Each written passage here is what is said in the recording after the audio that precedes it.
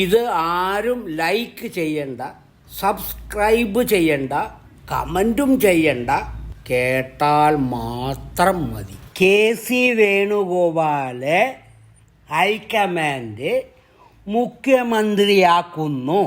ശോഭാ സുരേന്ദ്രനെ കേന്ദ്രത്തിൽ മന്ത്രിയാക്കുന്നു. MP സ്ഥാനം വേണുഗോപാൽ രാജിവെക്കുന്നു. ഇലക്ഷനിൽ ശോഭാ സുരേന്ദ്രൻ കോൺഗ്രസിൻ്റെ ഒരു വിഭാഗത്തിൻ്റെ ക്രോസ് വോട്ടിലൂടെ ജയിക്കുന്നു. KC വേണു MLA സ്ഥാനത്തേക്ക് പൊരുതി തോൽക്കുന്നു.